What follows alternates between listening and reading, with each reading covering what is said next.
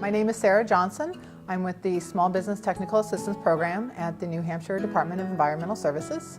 Our program specializes in providing environmental compliance to small businesses, and also the Small Business Ombudsman Office is also the other hat I wear. The SBO comes into play when maybe you're having a little problems with the regulatory agency, whether it's Environmental Services or Environmental Protection Agency in Boston, and you need some help to get through the process of their penalty phase or their enforcement phase, and sometimes I can help reduce those fines and penalties because small businesses need to spend their money where they need to spend it in. It's also a confidential program and it's free. You can ask questions, you can call, you can email. We have a web page that specializes in topic du jour. Right now the big thing is the boiler rule.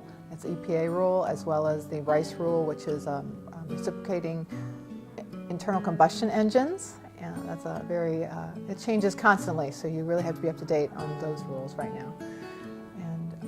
The other thing we can do is do site visits. So you can call me, especially if you're a new business and you're not sure how to set things up, say for a spray booth or a production line. You can call us and we can determine what kind of permits you need, and also offer advice on fill out forms, whether it's for hazardous waste or applications through our department. And we do that for free and whenever you want it.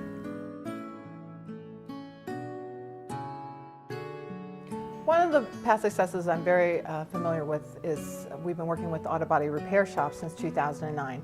This has been a partnership through Environmental Services as well as Environmental Protection Agency and local towns. And what we're doing is we're trying to educate the auto body repair business about new rules that come out, whether it's air emissions, hazardous waste emissions.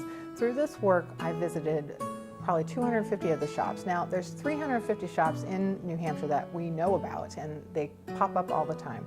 But it's a really tough business because there is hazardous waste to deal with.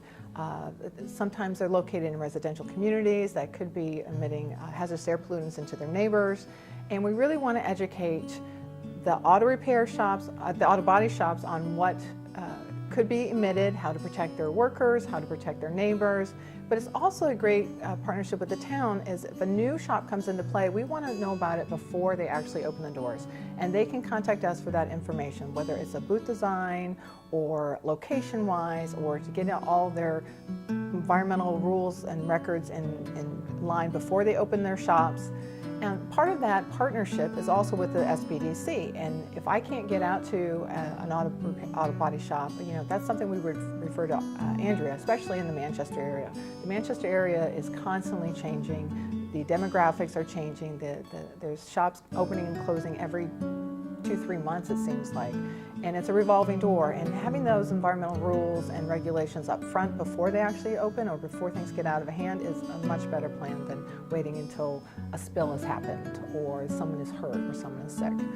The other example is a very new one that we've just put in for a delay is consumer products. As you're probably well aware, consumer products contain volatile organic compounds. So we've put in a delay for the next 2 years on this rule. So New Hampshire was a little ahead of the time of 17 other states to reduce the amount of VOCs in our consumer products. What does that mean to small businesses? Well, what it means is those small businesses can't sell those products after 2017 unless they meet those limits. They need to be aware of these rules so they're not selling products that would be now considered illegal. And we're working with SBDC to get that outreach out, because most retailers, such as a pharmacy, general mom and pop stores, aren't clients of environmental services. They don't have hazardous waste, they're not emitting things, but they definitely are coming to the SBDC for business plans. They're coming to the SBDC of how to make payroll and inventory control, and now it's also going to be an environmental issue of what they can and cannot sell. But this won't be until 2017. It would be great to get those facts out now before 2017 so they're ready, because they can sell those products right now, clean their shelves, and start bringing those new products that will have those lower VOCs. So SBDC is the perfect location for them to contact Andrea. Well, I really don't have an up-and-coming initiative, but I have something that's not used well. It's a free service offered to any business that comes into environmental services. It's called a pre-application business. What that is let's say you want to open up an auto repair shop and you're not sure what rules apply to you and what kind of permits or notifications you need to do. So you go easily online, you fill out a form, it's just contact information. The email is sent to a person, which happens to be Tim Drew, and then he sets up a meeting with anyone at DES that could affect that particular business, whether it's the location for wetlands, whether it needs a spray booth, whether it needs a production line, whether it needs hazardous waste, whether it's an opportunity for brownfield funding. We won't know unless they come in and tell us what they want to do. And the reason it makes it easier for small business, they talk to one person and they come once to DES.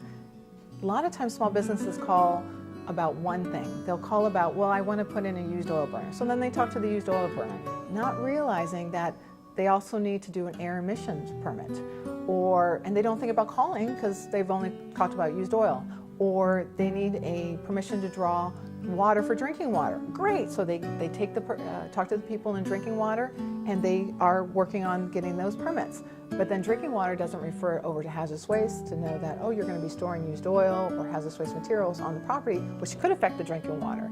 So by coming to that pre-app meeting, you get it all at once, you know what you're getting into, you know what funding is available, you know who the contacts are.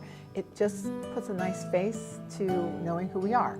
And we do a lot of that with the SBDC too, where if they contact Andrea and she thinks that they need this kind of service and she'll call and say, is there anything else I'm not thinking about? Then we would suggest to do the pre-app and get it all done at once. The other initiative that I do want to talk about is we're in a digital age. We need to use those resources that are available to us. DES has an environmental news, it's called e-news, and you can sign up for free about electronic notices, new rule changes, proposed changes, public hearings, training opportunities, workshop opportunities, and we hear a lot from small businesses, especially since they're doing so much. I didn't know about that rule. Well, you're going to have to start getting involved. They're going to have to get involved or have to move one step farther and actually get the information coming to them. And these services, again, are completely free. They're come to you as needed and keep you in the know. The other thing we're doing for electronic is a lot of things can be done online, where you can apply for a permit online, you can fill out paperwork online, and it's all recorded, and it frees things up and gets things done more quicker. So if you really want to need let's say you want to need an emergency generator, you can apply for a general state permit online through that air permitting, e-permitting we call it, air e-permitting we call it. Get that done quicker and faster. Since my program works with environmental compliance, we're all about trying to get people into compliance before they get in trouble. One of the new things we've started is called a 625 program, and it's for very small air emission sources that, because of their potential to emit a lot of emissions, they're required to get a permit. And we thought that was really silly that these very small sources that produce very little amount of emissions have to go through this long process to have a permit, do annual reporting, and keep record keeping. So what we've created is the 625, and you go online and you do your due diligence to determine what your air emissions really are, and that if you're less than the potential, then you sign up to be a 625 program. And the bonus of the 625 is you get on my list. Instead of being on the inspector list, if you have a permit, you get inspected every few years by an enforcement person. Instead, you get on mine, and that is a small business assistant visit. And I will visit you to help you make sure you're staying into compliance, that you are doing all the record keeping that you're supposed to do, and have it done quickly and easily rather than go straight to the enforcement phase. And one of those things we're going to be working with is the SBD to help promote that program, because we really believe being part of this group will reduce the regulatory burden and give you a little assurance that you're doing the right thing. The other thing we see as the future is the whole thing with climate resiliency, and we're living in an age where these big storm events really are going to affect small businesses, and one of the things that we're really recommending for small businesses is to have a plan. If there's a major flooding, if you lose power for so many days or weeks, what are your plans for that? And we would love to see more small businesses plan for those disasters and plans for those changes that could be coming, whether it's in improving your above ground storage tank storage, whether it means moving your hazardous waste storage into the building rather than out the building, outside where they could be washed away down the river, or getting emergency generators that are ready to go in case you lose power for so many days, especially someone like that owns a retail shop where they have coolers and refrigeration. They need those emergency generators, but they also have to be notified with us so we know that they exist and they're out there.